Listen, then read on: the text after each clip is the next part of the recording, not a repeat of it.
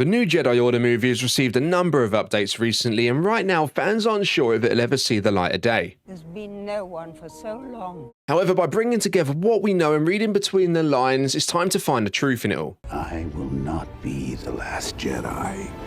While also getting into how a movie or trilogy following Episode 9 could be a good idea, and what we could see happen in the galaxy during this part of the timeline. The greatest teacher failure is. Before we jump in, don't forget to leave a thumbs up on the video if you enjoy it, and remember to subscribe to the channel if you'd like to catch more. Now, with all that out of the way, let's get into all of the noise surrounding the Star Wars New Jedi Order movie.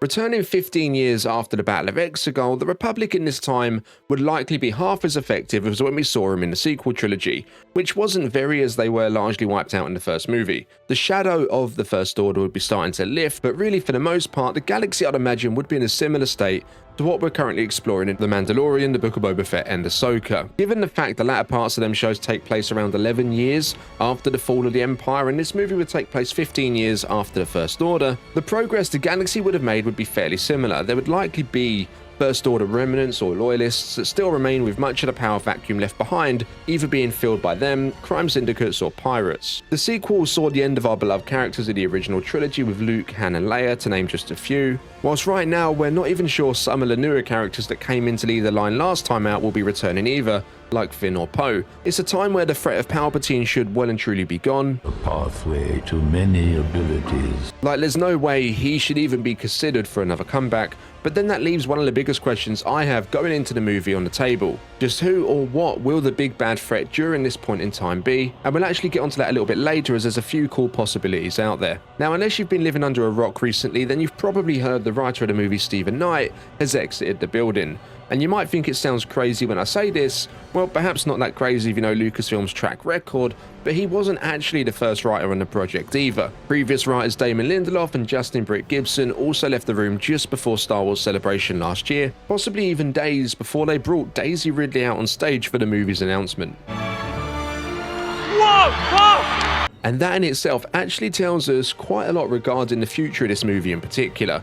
Regardless of who's fired from the project or whatever, the whole concept of the film doesn't go with them. It's very much an in-house Lucasfilm idea, so regardless if anyone leaves, like a writer or a director, instead of calling the whole thing off, they'll just get someone else in to replace them and carry on. But yeah, Knight came on board a short while after Celebration and was told to hand in a script before the end of the year. And from what we know now, he actually ended up submitting at least 4 different drafts, with none of them reaching the bar Lucasfilm was looking for, and now he's gone. They originally had the plan of beginning to shoot the movie before the end of 2024. However, right now on the surface at least, there's no writer and no movement on that front, which leaves the movie now in doubt of reaching its December 2026 release date. However, in what came as a huge twist, and it certainly got a lot of people talking, Daisy Ridley herself, before Stephen Knight's exit became public knowledge, hinted that imminent news regarding the movie was on its way. I continue to be very excited, and there will be an update soon.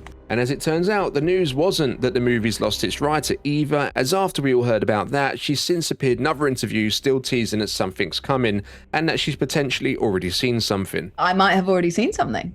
Now, as I mentioned before, this movie is very much a Lucasfilm idea, so what they've potentially done here, which we're yet to hear about, is they've decided to keep with the Stephen Knight script for the most part, with them now just looking to bring someone in to tweak certain parts and complete it. Similar to what they did with Rogue One, which ended up being a huge success, where they brought Tony Gilroy in to finish things up after Gareth Edwards left production. And if that wasn't eyebrow-raising enough, Daisy's also hinted towards potentially already being aware of a date when the next stages will commence, which could actually be when the film begins shooting. And if that's the case, then they've definitely got much more ready to go than we've been led to believe. And it was probably the craziest part of all this, she didn't stop there, as she also dropped the potential of the new Jedi Order movie actually being the first movie of a trilogy, potentially marking the beginning of episodes 10, 11 and 12 of the Skywalker saga. Anyways, I'm sure that news will send shivers down some of your spines, especially if you weren't the biggest fan of the sequels. However, after putting probably more thought into it than I'd like to admit, I can see a way for the movie to not only be a good decision,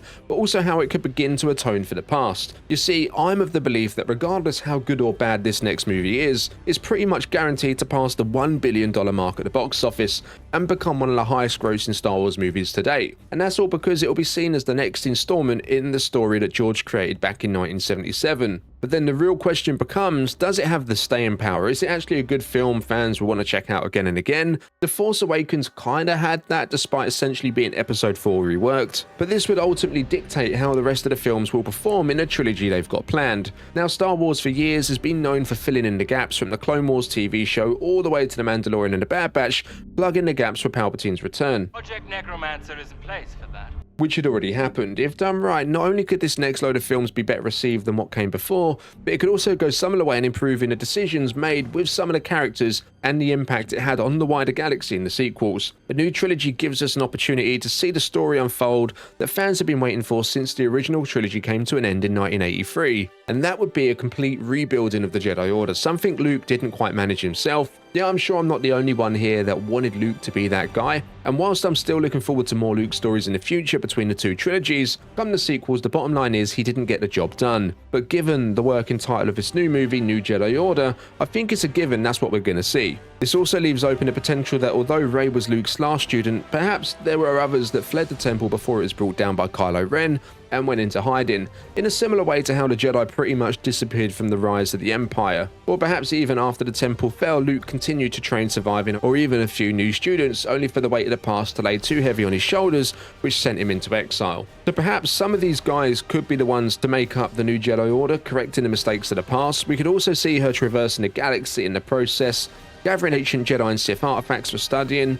This is something we know Luke did himself, so perhaps the ruins of his Jedi temple could be a place we check out, as there's bound to be some beneath the rubble there. But one of the best ways the New Jedi Order, and perhaps even the movies that follow, could really honour what came before, while still pushing the overall story forward and offering something new, not just with the character of Rey, but the Jedi Order itself, is by having one of their main objectives at this point in time not being what the version that came before was, which was effectively soldiers for the Republic, but actually a group that stands with the enslaved and oppressed of the galaxy. With a background such as Rey's, spending many years on a junkyard planet of Jakku, it perhaps gives her the perspective so many higher up in the government would lack. Regardless of how good their intentions may be, like before, they'd still turn a blind eye to much of what occurred outside of their jurisdiction, and this also echoes what we've seen to a large degree from the Jedi Order of old. Yeah, they were the good guys, but by the time of the prequels, and even further back in the Acolyte, they're already infected with the politics, which is also shown to us through their increased presence on Coruscant as they withdrew from the larger galaxy. Let's not forget she took up the Skywalker name, and arguably a way to make that feel more earned would be to honour what they stood for and to complete what they didn't. With Luke, it would be by rebuilding the Jedi Order, but with Anakin, it's important to remember he was once a slave himself. He promised he'd one day return to Tatooine to free his mum. I will come back and free you, Mom. I promise. However, he was never able to do so. Now, Rey making this one of the main objectives of the new Jedi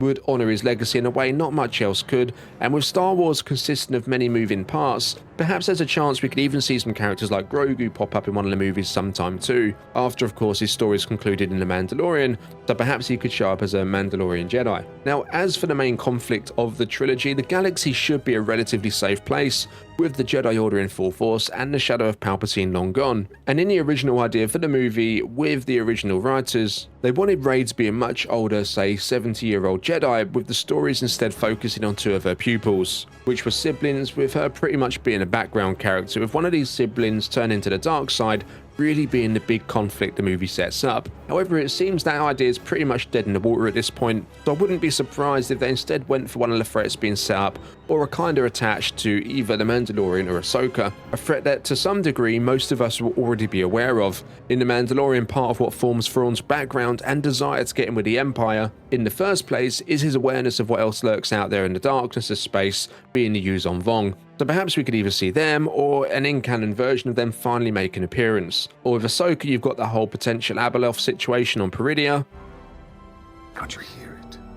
Perhaps that doesn't totally get put to bed in Season 2, but rather her arrival is postponed, with it instead taking place during the events of the new Jedi Order movie. Overall, I totally get that another movie focusing on Rey, or even another trilogy, not being everyone's idea of a good time, given how divisive the sequels were, so it's fair to be skeptical, but with that being said, it also brings with it the opportunity to do it right this time. With better planning and a clear direction throughout, they can make it feel closer to what came before, whilst also going some of the way and making sense of what came in the sequels. I think Rey building the Jedi Order whilst honouring Luke, I will not be the last Jedi.